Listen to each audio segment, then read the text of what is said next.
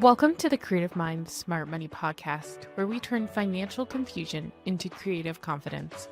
I'm Samantha Eck, bookkeeper and fractional CFO for creative entrepreneurs. Each week, I'm sharing my financial expertise and actionable strategies to help you build a thriving creative business. Plus, you'll hear from industry experts who bring fresh perspectives on growing your business beyond the numbers. Because building a successful creative business starts with strong financial foundations. Your next chapter starts now. You're listening to the Creative Minds Smart Money podcast. And today we're continuing our series of wrapping up 2025 and getting you set up for 2026. Now that we've looked at all of our numbers, we've seen our patterns, we're going to flip the page and analyze what we want 2026 to look like. So this isn't about predicting the future perfectly. We just want to have some sort of guide going into 2026 to see what could actually be possible and give us a realistic perspective. So this is going to be usable. We want to make this usable because a lot of people will create forecasts or plans that just collect dust because they're too complicated or unrealistic. So by the end of this episode, you're going to know how to build a simple, flexible cash flow forecast that you'll actually look at and trust. And again, you are going to have to build this. I'm just going to give you the information that you need to make it happen, okay? So first of all, we want to start with our baseline of 2025 numbers. We've already looked at our 2025 data. We understand our data. We know it's there. We want to build with the real data that we have. So we want to pull all of our 2025 monthly averages. So our average monthly revenue, our average cost of goods and services, our average operating expenses, and our owner's pay and taxes. This is going to give us a starting point. This is our normal or our new normal. And from here, we can build in goals and growth without leaving what we know is realistic behind.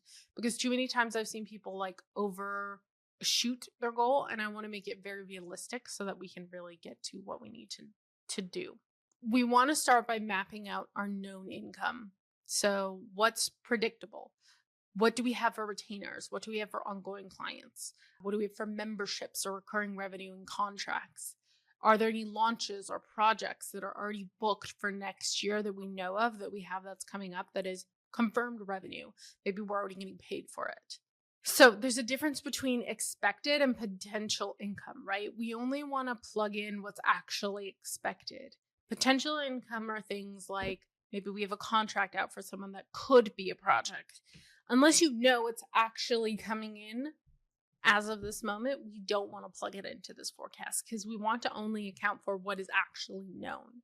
We want to use a conservative baseline and let growth be like a bonus. You know what I mean? So if we're seeing that we are expecting $20,000 in January and we're saying, okay, I want to add 5% to that, we can kind of calculate that and work that into there, but you don't want to go out of control with that, okay? Optimism is great, but we don't want to try and predict that we're going to have $5,000 extra in January when we know that's not really a possibility, right? The next step we want to do is add in our fixed expenses. So the non-negotiables that we have, our rent, our software, insurance, payroll, subscriptions, things that we know are going to occur that are a set monthly amount. They're the backbone of the forecast because they're bills that will happen no matter what's going on. And we want to categorize them by frequency, whether they're monthly, quarterly, or annual renewals, just to understand our subscriptions. So we have our known income and then our fixed expenses. And again, having some sort of renewal notes so that we know when our annual renewals are coming up. That way we don't have some sort of surprise or something unexpected that is coming out of the blue and we're like, what the frick is happening? You know what I mean? Then we want to layer in our variable expenses. These are costs that rise and fall with our business activity. So you want to think of things like contractor payments, marketing spend, travel or continuing education, inventory or supplies. So again, forecasting is not meaning perfection. Use your 2025 numbers as a baseline. If you usually spend 10% of revenue on contractors, plug that in and adjust later. So that's where I'm saying when you're looking at your numbers and you understand, okay, this is the average of last year, and then you pull that up and you look at your percentages and you're saying, okay, I spent about 10% on contractors last year, you can kind of use that data to create a predictable cash flow forecast. Okay. Then we want to plan for our taxes and owner's pay. So we want to include consistent owner's pay as a line item. So if you want to pay yourself $5,000, making sure that that's in there for your cash flow forecast. And you might be like, well, why are we including this in a cash flow forecast? Because paying yourself affects cash flow, right? If you make $10,000 and you take out $5,000, that's going to affect your cash flow. If you only maybe brought in, like after expenses, you only brought in $3,000, $2,000 of that is going to be like a negative cash flow, right? So we want to understand them. We want to set it aside as a line item. Of course, as always, as I've always talked about, we want to set it aside 25 to 30% for taxes if we're self-employed. And forecasting is going to help us prevent any sort of panic that comes in April. You can use your vouchers that you get from your CPA for your estimated taxes, but because our taxes fluctuate and our income and expenses fluctuate throughout the year, we want to make sure that we're paying that kind of like more accurately. So then our next step is identifying our cash flow gaps. Once our forecast is built, we want to understand how we read it. Which months might dip negative? Like, do we need to make sure that we're having more income in those months? Where does cash get tight? When do the expenses kind of rise? When do they spike?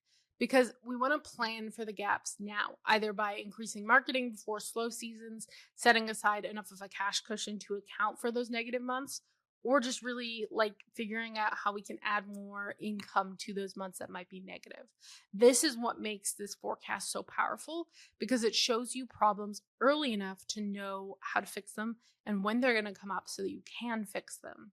Now that you have something that is predictable and that you've used data to back it up, you want to layer in what's going to be new for 2026. So any new offers, if you have pricing changes coming up, if you have some sort of hiring plans, equipment purchases, or any big projects that you have coming up. And that's how you're going to plug in that projected revenue and then the matching expenses that come with it. So again, once we kind of know that we have these new things coming up, we're going to add that to our revenue. And then again, if you're having that 10% of a contractor cost, you can just kind of add that in to match it.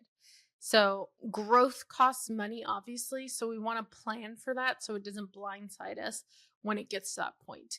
Assigning months to these moves is going to be a really good idea as well, so that they feel kind of real. So if you're saying, okay, I'm going to have new offers coming out in February, pricing changes roll out in March, we're going to hire in August, whatever it is, just to understand so that they feel very real and very raw to you. Okay. And then I want you to make it some sort of living tool, because this is where people really fall short. They will build it and never touch it again. So I want you to look at it monthly, update it with what you actually brought in, adjust upcoming months. So if you're like, oh, okay, well, now I have this much recurring revenue, adjust those upcoming months and then note any patterns or surprises. So if suddenly you had an unexpected cost, noting that so that you can prepare for that in the future is going to be very powerful. The power isn't in what you build, it's in the maintenance of it, because the more that you shift and like maintain what you've already built, it's going to just be so much more of an impact for you. Okay. You're having a conversation with future you, but the only way that it's going to be more powerful is if you keep showing up and keep trying to maintain it. Okay. We want to keep it simple and visual. So I encourage you using something as simple as a spreadsheet, like a Google Sheet, so that it's not intimidating. If you are not someone who's very tech savvy, having like a cash flow tool is just going to be really complex for you. So I want something that's going to be super easy for you to utilize. Okay. So obviously focus on your three cores, your inflow, your outflow, and your ending balance. Because when you have all those little pieces, so your inflow is money that's coming in, your outflow is money going out, including what you pay yourself. Okay. Having that clarity is going to beat anything that's super complex or something that you really are building on that's complex. Okay. So again, a forecasting isn't about predicting what's perfect. It's about planning for what's possible. So knowing what you have coming in and what could be possible is going to be very, very helpful. Okay. So then adding this to your money day at the start of every month is going to be very powerful, so that you can review your actuals versus your forecast. Because again, when you know what's coming, you can move from a reaction to intention. And that's when your numbers are going to start working for you instead of against you. Okay. As always, if you enjoyed this episode, please leave a comment, like, subscribe, share it on social media so other people can find it. And as we wrap up 2025, let me know what you want to hear in 2026 so we can plan ahead for that. Otherwise, as always, you guys, I wish you the best week ever. And as we head into the holidays, I just wish you a very Merry Christmas and a Happy New Year, and that you are ready for next year and that we're so excited for it. I wish you all the best, and we'll see you next week. Farewell, fellow travelers.